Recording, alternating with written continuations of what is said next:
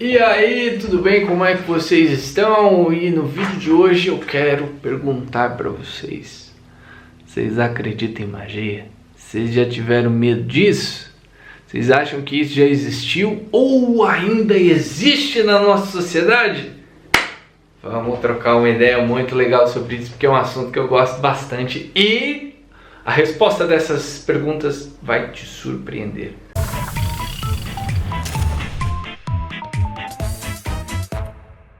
Professor Felipe na área, muito prazer, né? Se você ainda não me conhece, prazer, sou o professor Felipe. E é um assunto que eu gosto muito, sabe por quê? Minha primeira formação acadêmica é na área de história. E quando você está estudando para ser um professor, ser um historiador, você vê que tem várias formas de você analisar um fato, você estudar uma civilização, análise política, econômica e por aí vai. Eu sempre parto do sagrado.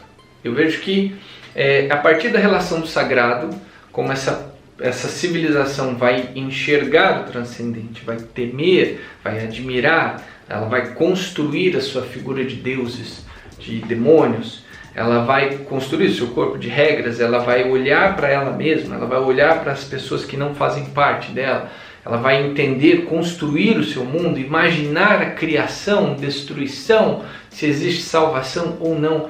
É a coluna central da identidade dessa civilização. Então eu sempre parto do sagrado.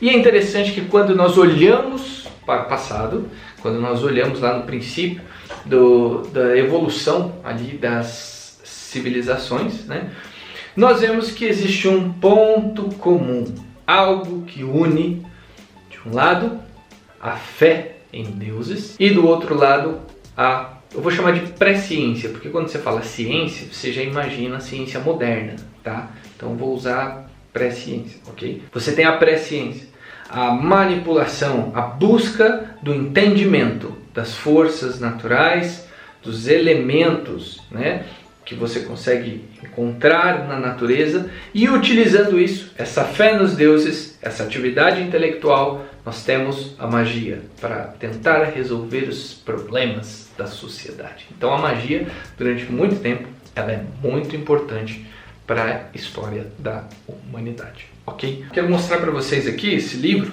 é de uma coleção chamada Grandes Civilizações Desaparecidas. Estou estudando esse aqui para um trabalho que eu vou fazer sobre o livro do Gênesis, né? Então esse foco aqui, esse livro foca bastante ali na região da Mesopotâmia. Vai falar da estrutura do que a arqueologia diz sobre aquele lugar, a estrutura das primeiras civilizações e tal. E a função da magia, a presença da magia. É interessante que ele diz aqui num trecho: a magia que tende, segundo a expressão do Dr. J. Maxwell, ao domínio das forças naturais ordinariamente rebeldes ao império do homem, confunde-se com a religião entre os não civilizados e entre os povos da alta antiguidade. Mas não tardou a separar-se dela, pois, se a religião pede e ora, a magia comanda e ordena.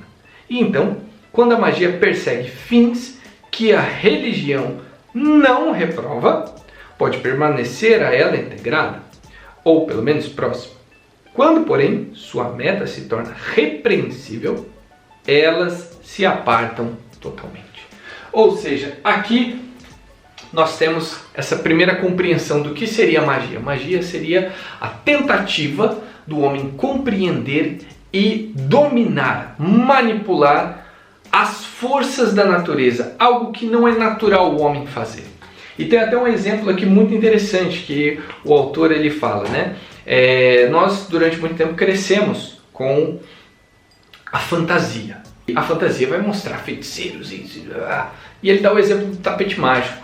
Nossa, tem vários contos que falam sobre o tapete mágico. O que seria o tapete mágico hoje? O avião. O avião voa, não precisa de magia, não tem ninguém conjurando nada ali. O que acontece? O homem entendeu forças que estão além dele. Eu não posso falar para o avião, voa! Não, mas eu consigo estudar ali, eu consigo desenvolver o motor, eu consigo saber sobre a aerodinâmica e tal, construir uma máquina capaz de me fazer voar. Naturalmente eu vou? Não, não sei que alguém me pegue e me arremesse. Mas eu consegui voar. O homem respira embaixo d'água? Não, mas o homem, o mergulhador, ele conseguiu desenvolver um equipamento que o permite ficar muito mais tempo embaixo d'água. Nós vivemos embaixo d'água? Não, mas nós construímos submarinos. Eu tenho o poder de colocar a mão em você e curar uma doença? Não, mas o homem conseguiu entender que na natureza ele consegue fazer ali remédios, ele consegue extrair o que ele precisa para resolver um problema de saúde. Assim faziam os primeiros cientistas, podemos dizer assim. Então a magia, ela sempre esteve presente, sim, na nossa sociedade. O que acontece é o quê? Com o tempo, ela foi se tornando independente da religião. E a magia, como nós temos na cabeça, ela, na verdade, ela vem de um gênero literário chamado espada e feitiçaria. Isso ficou muito popular numa revista chamada Weird Tales, uma coisa assim. Da onde vem Conan o Bárbaro, um dos personagens que eu mais adoro. Eu cresci lendo Conan o Bárbaro. Toda vez que meu pai saía em missão, eu pedia pra ele: pai, traz uma revistinha do Conan pra mim. Até que minha mãe um dia pegou a revista do Conan e falou: você está dando isso pro moleque? E eu fiquei de castigo, meu pai tomou um sermão e fiquei um bom tempo sem ler Conan o Bárbaro. É fantástico, principalmente as edições em preto e branco. Mas aí o que acontece? Que consiste isso? Um herói forte que vai lutar contra um vilão que de alguma forma vai ter esse aspecto obscuro e vai dominar certas forças da natureza. Em síntese é isso. E eu tenho certeza que todo filme que você viu que tem essa figura do mago, né, ele tem esse aspecto ou de professor, tipo Merlin, né, Mago Merlin, o cara que vai instruir ali o jovem Arthur, né? Você assistir Senhor dos Anéis, você vai ver ali o Gandalf, né? O cara que tá fumando ali, o cachimbão dele e tal. Você vai ver o Harry Potter, entendeu? E cavarinha, pá, não sei o que, e solta a luzinha e papapá. Então, muitos dessas figuras que nós conhecemos vêm do imaginário da indústria, do comércio. Não tem raiz histórica. Essa figura que nós temos dessas criaturas fantásticas, né, ela tem, boa parte, né, tem como raiz, como início, o comércio, o entretenimento. Entende? A magia do cinema.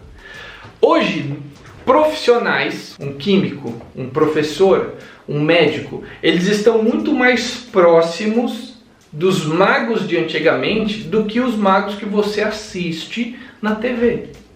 Um exemplo, os primeiros druidas, eles eram os primeiros magos, os primeiros médicos das suas aldeias. Eles tinham que procurar ali na floresta, nas plantas, nas raízes, algo que pudesse fazer um chá, que pudesse fazer uma espécie de pomada para resolver problemas de doença naquele tempo. E que muitas vezes a solução daquele problema, além dessa atividade intelectual, dessa busca, né, vamos lá, desse primeiro biólogo, né, esse primeiro médico, você tinha também as preces aos deuses, os cânticos, o ritual, o sacrifício em oferecimento aos deuses e para espantar aquela ação demoníaca. Muitas doenças eram vistas assim, como se fossem atos, uma atuação demoníaca sobre aquela pessoa. Então, não era só algo natural, era algo também sobrenatural. Então, por isso, durante muito tempo, a ciência e a religião estavam aqui, amarradas. Não tinha como você separar uma da outra. Entende? Então, hoje, eu sou professor. Muitos amigos aqui meus são professores também. Professor de educação física, professor de química, professor de matemática.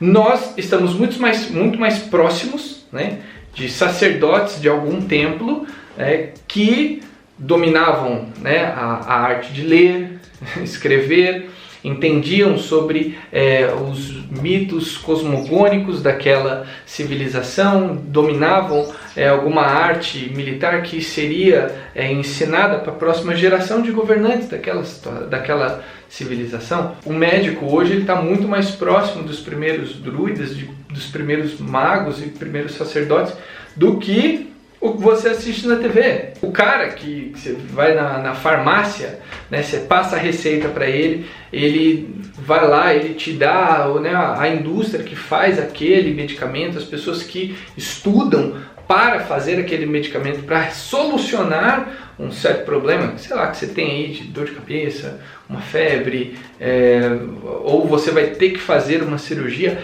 eles estão muito mais próximos daqueles magos, daqueles feiticeiros, né, lá da história, lá atrás, do que o que você assiste na TV. A ciência, né, a pré-ciência, a magia, né, ela evoluiu, ela se desmembrou da religião, né, e ela foi crescendo. O homem entendeu que ele pode manipular certas forças da natureza, ele pode entender a harmonia da natureza e usar em seu próprio benefício. Por isso ele diz ali, né? A religião pede e ora. A magia ordena, comanda. Você não ajoelha para o avião para que ele decole. Não, você aperta um botão, avisa, ó, passageiro, ninguém entende o que o piloto está falando, né? E vai. O médico, ele pode ter a religião dele, mas antes dele passar por um processo cirúrgico, ele não vai ali pedir a algum deus, alguma coisa ali. Ele vai aplicar anestesia.